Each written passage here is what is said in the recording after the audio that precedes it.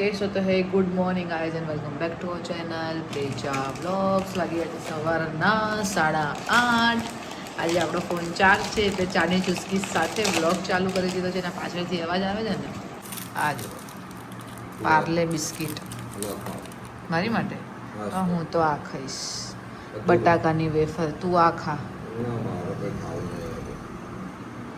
શું ભાઈ આપણને ચા નાસ્તા વગર ફાવતી જ નહીં નાસ્તો કરો પણ જો સાલો એ પોતે ખાવા માંડ્યો લો ખા કરીને હવે બિસ્કિટ ડૂબી ના જાય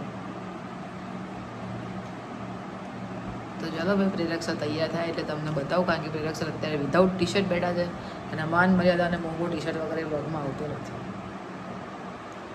ગુડ મોર્નિંગ પ્રેરક જય શ્રી કૃષ્ણ શું કરશો માથું ઉડાવવાનું બાકી જશે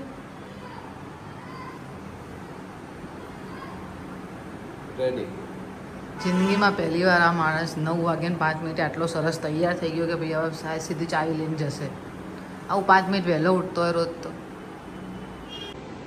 ભાઈ જુઓ 9 વાગ્યાને 10 મિનિટ થઈ ગઈ છે 5 મિનિટ વહેલા ઉઠવાનો ફાયદો બંને 5 મિનિટ બેસીને વાતો કરી શકો એમાં અને વજ્રભાઈ સૂવે છે એની તબિયત થોડી ખરાબ હતી ગઈકાલે એટલે મેં બ્લોગ શૂટ નહોતો કર્યો કાલે હું હોસ્પિટલ જઈને આવી થોડી ક્લિપ તમને બતાવું હું ટોપી ઓપી પહેરાઈને એને લઈ ગઈ હતી હોસ્પિટલ બટ હવે થોડું સારું છે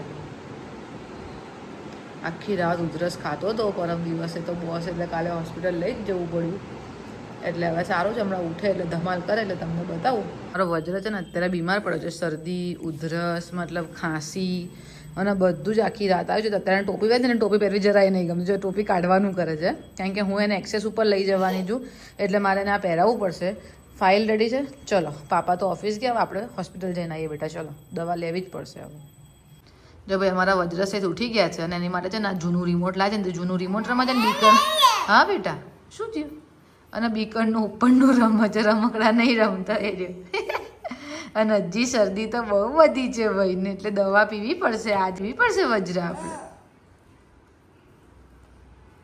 બોલ ને કંઈક વજ્ર હાય હાય વજ્ર કે હું અત્યારે બિઝી છું બીકર જોડે રમવામાં ડુ નોટ ડિસ્ટર્બ મી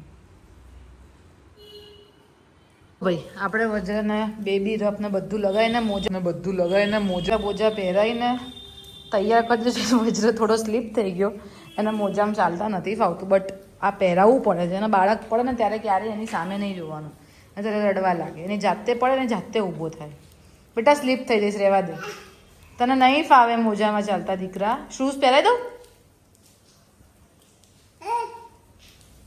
વાગી ગયા છે સાંજના 6 અને હું અને વજ્ર બપોરે 2 વાગ્યાના સૂઈ ગયા છીએ અને વજ્ર મને કહે ને 5:30 વાગ્યાનો જગાડે છે કે મમ્મા ઉઠ ને હું જસ્ટ અત્યારે ઉઠી અહીંયા બેટા આ બધું છે કેવું છે તને મમ્મા કે તો બસ મમ્મા મમ્મા કરીને ક્યારનો મને ઉઠાડે છે મસ્ત ની આઈ નહીં વજુ મસ્ત હાલી આવી દાદા કે બધાને દાદા તો ભાઈ આપણને ચા પીવાનો કોઈ મોહ નથી પણ બહુ લેટ ઉઠ્યા છે ને એટલે આળસ ભગાડવા માટે ચા બનાવવી તો પડશે થોડી ઘણી નહીં ચાલે એટલે હવે ચા બનાવીએ આપણે આપણી આ ખૂણામાં લપસણી ઉપર ચડી ગયો બોલો અને એમના હાથમાં શું છે શૂઝ લઈને ચડાય વજ્ર અને અહીંયા વાગશે તો બેટા તને ખૂણો આ જો બેટું હું તને બહાર કાઢી આપું ઊભો રે શું હશે તું પડતો ના બેટા ચડો હા ચડો વેરી ગુડ ચલો શીખો એ તો એકાદ વાર પડાય બી ખરા હા ચડો ના પાછળ હાથ રાખવો પડશે મોજા પહેરે છે ને એટલે અનકમ્ફર્ટેબલ ફીલ કરે છે અરે વાહ બીજો પગ કેવી રીતે કાઢશો અરે વાહ કાઢી લીધો મારા દીકરાએ અરે પડ્યો વેરી ગુડ વજ્ર કરો આવડી જશે ચાલ દીકરા જો ભાઈ વજ્ર ફાઇનલી શીખી ગયો છે લપસણી સ્લાઇડ કરતા અરે બાપરે વાહ આવડી ગયું ભાઈ ગણપતિ જોવાના સ્ટાર્ટ કરી દીધા છે અને પહેલા જ ગણપતિ છે અને આ ગણપતિ છે ને અહીંયા અમારા એરિયાના બહુ ફેમસ છે પરશુરામ ગાર્ડન પાસેના ગણપતિ અત્યારે ભીડ હતી નહીં લાઈન સહેજ બી હતી નહીં એટલે રૂચા કહે કે પ્રેરક એક કામ કરીએ જોતા જ જઈએ. આજે ગણેશ ચતુર્થીનો પહેલો જ દિવસ છે, ગણેશ ચતુર્થી છે, તો મેં કીધું ચલો જોતા જ જઈએ. રૂચા કે જોઈને પછી આપણે ડિનર માટે જઈએ. So let's go.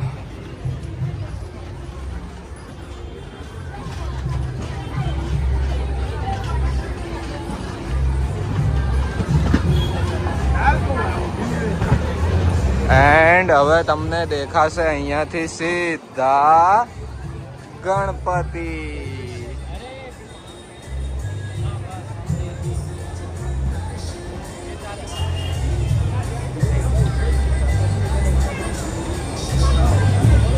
તો આ બીજા ગણપતિ છે જે અમે જોવા આવ્યા છીએ. આ રીતનું ડેકોરેશન કરેલું છે. આ કાઇન્ડ ઓફ 4 ધામ બનાવવાનું એ કરેલું છે. અને આ મૂર્તિ છે, આ રૂચા અને વજ્ર. અચ્છા, 2 દિવસ પછી. ઓકે, ચલો 2 દિવસ પછી પાછા આવીશું. બરાબર, 2 દિવસ પછી પાછા આવીશું. અત્યારે એમને એમ જોઈ લો ગણપતિ બાપ્પાને. અરે વાહ, સરસ મૂર્તિ છે. સાઈડ એક મંડપ છે, આ જસ્ટ એની પાછળ બીજો મંડપ છે. બસ 2 મંડપની વચ્ચે આટલો ગેપ છોડ્યો છે. અને આ બાજુ હા, ના એવો કોઈ ઝઘડો બગડો અહીંયા એવું કંઈ થાય નહીં. ઉલટાના બંને જણ એકબીજાને સપોર્ટ બી કરે. પેલા ભાઈએ એમ કીધું કે તમે 2 દિવસ પછી આવજો. અત્યારે મંડપવાળા અને ડેકોરેશનવાળાની એટલી શોર્ટેજ છે ને કે આજે અમારો મંડપનું ડેકોરેશન જ નથી થયેલું. અને અહીંયા બી એવું જ કંઈક લાગે છે. અહીંયા બી બાકી જ છે, ડેકોરેશન બાકી છે, બંધ છે. એવું છે, ઓકે. ચાલો, તો અહીંયા પણ સેમ એ જ સિચ્યુએશન છે. ફ્રાઈડે ચાલુ થશે, મીન્સ કાલે ટ્યુઝડે ને પછી એના પછી ફ્રાઈડે. અચ્છા, હા, થર્સડે મને લાગે બંનેનો ડેકોરેશન વાળો એક જ લાગે છે.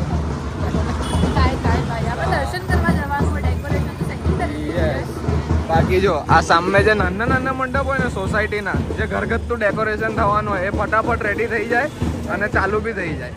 ને જો છોકરાઓ ઢોલ બી વગાડવા માંડ્યા. જો ભાઈ, આની કંઈક અલગ જ મૂર્તિ છે.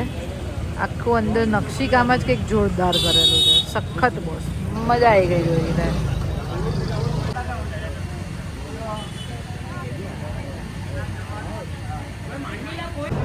સો આ કંઈક થીમ આ રીતની જંગલ ટાઈપની આખી થીમ બનાવેલી છે. અને આ ગણપતિ છે. ચલો આગળ જઈએ, દર્શન કરીએ અને પછી નીકળીએ. કેમ કે આની અંદર મંડપની અંદર હ્યુમિડિટી, બહુ જ હ્યુમિડિટી છે, બહુ વધારે પડતી હ્યુમિડિટી છે. એન્ડ આ જે મંડપ છે એ એક્ઝેક્ટ એની બાજુનો જ મંડપ છે. બટ અહીંયા આઈ ડોન્ટ નો, લાઇટ કે એવું કંઈ લાગતું નથી. શું છે શું નહીં. હવે અત્યારે મેં પેલા ભાઈને પૂછ્યું તો એમ કે બધું કમ્પ્લીટ લાઇટિંગ ને બધું થઈ ગયું છે, બટ કંઈક વાયરિંગમાં ઇસ્યુ થયો છે ને એના લીધે પાવર કટ થઈ ગયો છે. બાકી આ મૂર્તિ પણ બહુ જ સરસ છે જો. બટ ચલો કંઈ નહીં, હવે ટાઈમ બી થઈ ગયો છે. ઓલમોસ્ટ કેટલા વાગી ગયા છે જો, 11:15 થઈ ગયા છે. એન્ડ વજ્રનો બી હવે ઊંઘવાનો ટાઈમ થઈ ગયો છે. તો નીકળીએ હવે ઘરની સાઈડ જ. દૂધ લેવાનું છે તો અમૂલમાંથી દૂધ લઈ લઈએ અને પછી ભાગીએ સીધા ઘરે.